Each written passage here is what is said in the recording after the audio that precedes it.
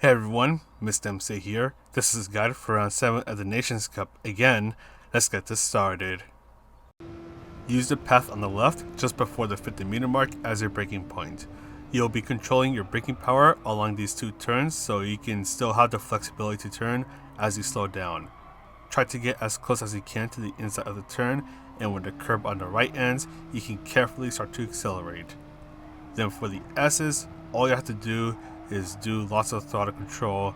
Just control your throttle as you go through these turns, and when you make this right turn, use a little bit of braking. Just try to stick to the inside of the turn. Then do some more throttle control for this turn. Just make sure that you do not make any contact with the grass on the right. Bring yourself to the left side of the track and brake before you reach the 50-meter mark. You'll brake hard for a brief moment, then brake before the curb on the left ends, and try not to make too much contact with the green turfs on the left side of the track, as that can force the car wide or even make you lose control.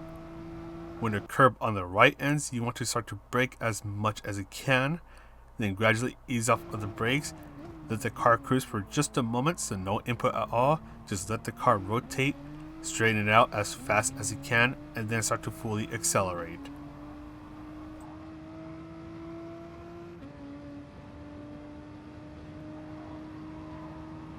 Use the path on the right as your next braking point. You want to try to get as close to the inside of the turn as you can, then brake before the curb on the right ends. Once again, just bring yourself all the way to the inside of the turn and gradually start to accelerate. Do not make any contact with the turf that is on the right.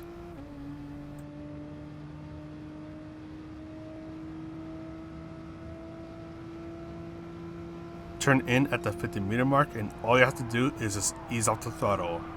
Bring yourself to the left and brake at the 125-meter mark. Just bring yourself all the way to the inside of the turn, making use of the red and white curves. Carefully accelerate your way through, straighten up the car, and if you know you have a good lap time, stick to the right side of the track. If not, go on the left side of the track. But that is all for the lap guide. Let's go ahead and talk about the strategies. For this qualifying session, you only have 5 minutes to try to get a good qualifying time. So as I usually state in these guides, you just want to make sure that you give yourself and the car ahead of you plenty of space so you can try to make use of their slipstream while making sure that you're not too close to them to the point where you have to slow down, which will hurt your own qualifying time. I know I always mention about slipstream in these kind of videos, and the thing is that those couple tenths that you can potentially shave off just through the use of slipstream itself can determine whether you'll be starting at a higher position or not. So it's always good to mention that in case someone's trying to really make the best use out of their qualifying sessions. But other than that, you just want to make sure that you take good care of your tires as you go through this out lap. And by the time that you're about to start your first flying lap, your tires should be good to go.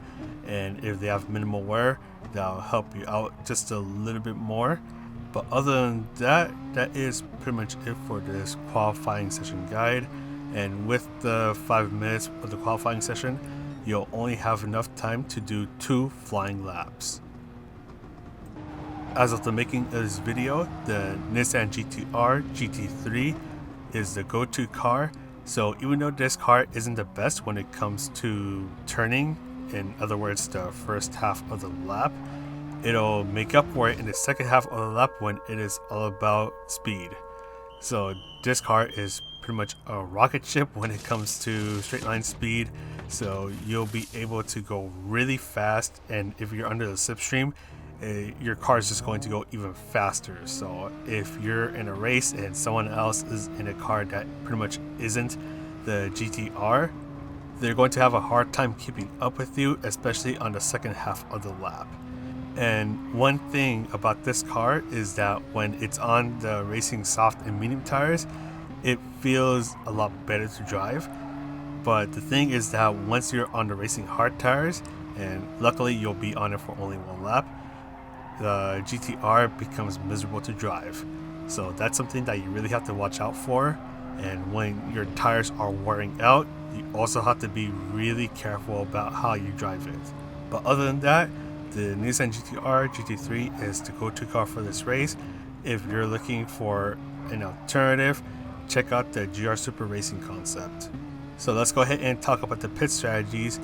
All 3 tire compounds are needed for this race, so make sure that you use racing soft, medium, and hard tires at some point during the race to avoid getting the 1 minute penalty that gets applied after the race ends.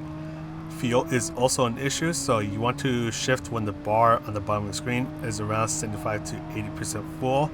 And the other thing is that you will have to refuel, so short shifting will help out a little bit in trying to stretch out that fuel life. Slipstream will also help out, so if you can, try to stay under someone's slipstream to stretch out that fuel life a little bit more. The pit stop is a little bit long here, so you only want to go for a 2-stop. The racing soft tires on the GT-R can last you up to 8 laps, so because of that, you can do 8 laps on racing soft tires, 7 laps on racing medium tires, and only 1 lap on the racing hard tires. The tire order you want to go with depends on where you start, so if you're starting in the front, you can start on racing soft or medium tires, and you can pretty much apply the same thing to those starting in the middle, start on racing soft or medium tires. And if you're starting in the back, start on racing hard tires. If you're starting in the back, you want to get the worst tire compounds out of the way from the very start. That way you can gradually make your way to the better tire compounds. For the 2 tires that you haven't used yet, you can always change those around to suit your needs, but in my personal preference, I always like using the racing hard tires in the middle of the race.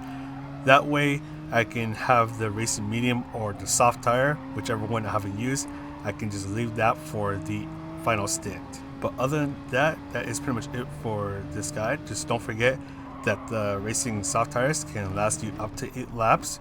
So you want to use it for 7 to 8 laps. Same thing goes for the racing medium tires, but at the end of the day, you want to use the racing hard tires for just 1 lap, and don't forget to refuel if you need to. But that's all from me. I'm going to go ahead and sign off now. So this is Mr. MCA wishing you a good race, and I'll see you in the next video.